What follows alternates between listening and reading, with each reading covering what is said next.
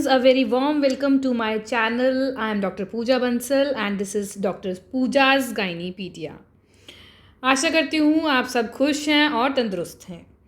तो आज हम डिस्कस करने जा रहे हैं कॉन्ट्रासेप्शन पार्ट 4। पार्ट 1 में हमने जनरल इंट्रोडक्शन, पार्ट 2 में हमने fertility based awareness methods, lactational amenorrhea and barrier methods को डिस्कस किया था। पार्ट 3 में हमने पढ़ा था ओरल कंबाइंड कॉन्ट्रासेप्टिव पिल्स। और आज हम पढ़ने जा रहे हैं प्रोजेस्टेरोन ओनली पिल, जिसे मिनी पिल भी कहा जाता है।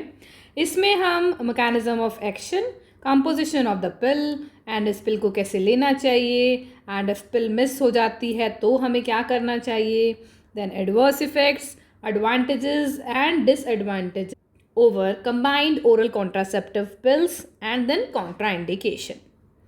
तो प्रोजेस्टेरोन ओनली पिल का मैकेनिज्म ऑफ एक्शन बिल्कुल कंबाइंड ओरल कॉन्ट्रासेप्टिव पिल की तरह होता है, except the action of estrogen, because name में खुद बता रहा है कि प्रोजेस्टेरोन ओनली पिल में सिर्फ और सिर्फ प्रोजेस्टेरोन होता है।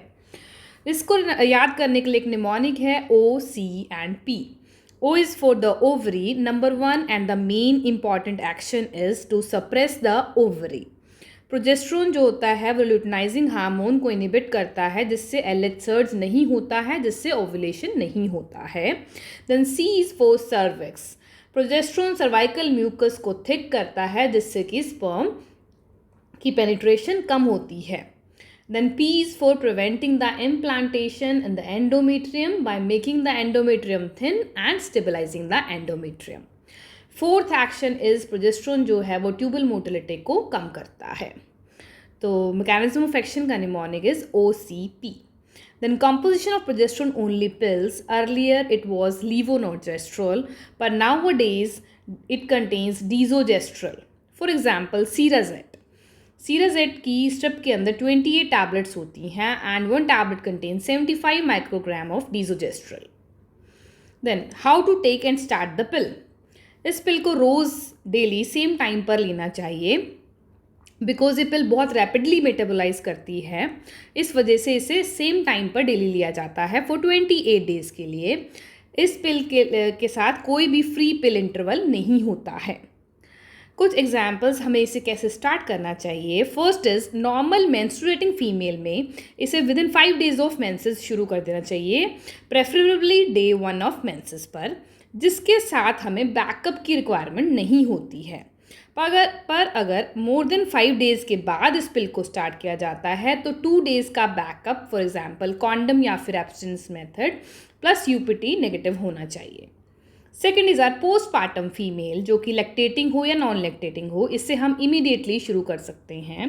प्लस इफ़ मेंसेस अगर रिज्यूम नहीं हुए हैं तो बैकअप की रिक्वायरमेंट नहीं है, पर मेंसेस रिज्यूम हो जाते हैं तो हमें 2 days backup plus UPT negative होना चाहिए। Third is are post abortal female. इसे अगर हम within 7 days of abortion शुरू करते हैं तो बैकअप की रिक्वायरमेंट नहीं होती है। More than 7 days of abortion में 2 days backup plus UPT should be negative. Fourth is are अगर हम किसी और कॉन्ट्रासेप्टिव मेथड से इस मेथड पर स्विच करते हैं तो इसे हम इमीडिएटली शुरू कर सकते हैं, plus UPT should be negative.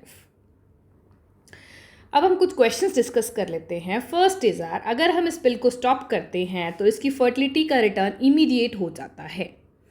Second question is contraception of choice in lactation is progesterone only pill. क्योंकि ये मिल्क आउटपुट को अफेक्ट नहीं करता है, जैसे कि ओरल कॉन्ट्रासेप्टिव पिल्स में ईस्ट्रोजन जो है वो मिल्क आउटपुट को कम करता है।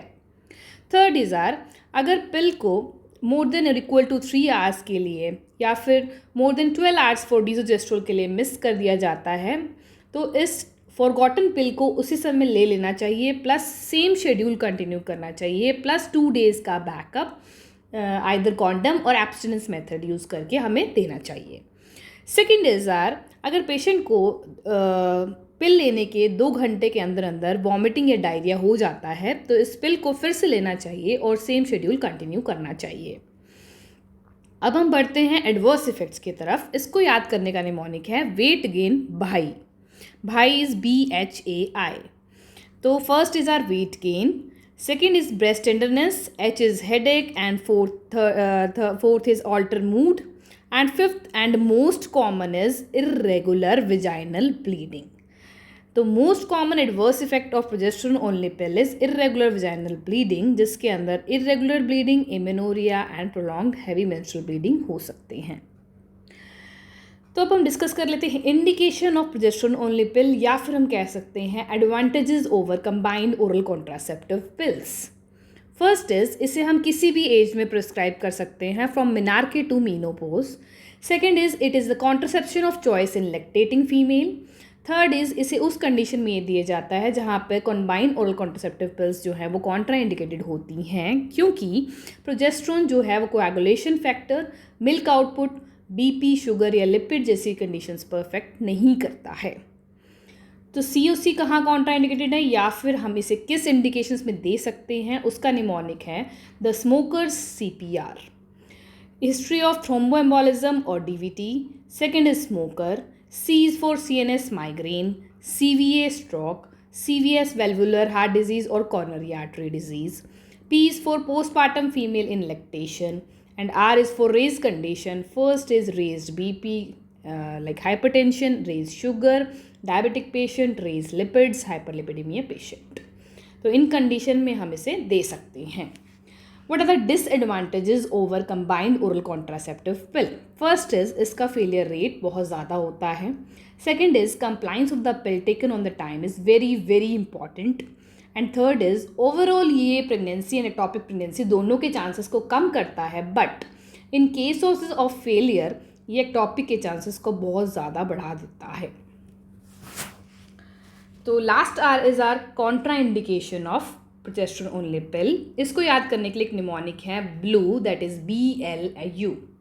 B is for breast cancer patient, L is for liver tumors and severe liver diseases, U is for undiagnosed vaginal bleeding। तो ये हमारा था प्रोजेस्टेरोन ओनली पिल, जिसे हम शॉर्ट में फिर से डिस्कस कर लेते हैं। Mechanism of action is OCP, mainly by inhibiting the ovulation, composition new are of desogestrel, and it should be taken every day for 28 days, and adverse effects can be remembered by mnemonic: weight gain by. Advantages of COCs are can be given at any age, lactation, and where COC are contraindicated, mnemonic is the smokers CPR. Disadvantages is a high failure rate and compliance is very important, and contraindication is BLU. So this was my presentation or we can discussion on progesterone only pill. आशा है आप सबको ये lectures जरूर पसंद आया होगा, and if you like this video please do subscribe and forward these videos, and please do comment, and how can I improve my videos, do let me know. Thank you.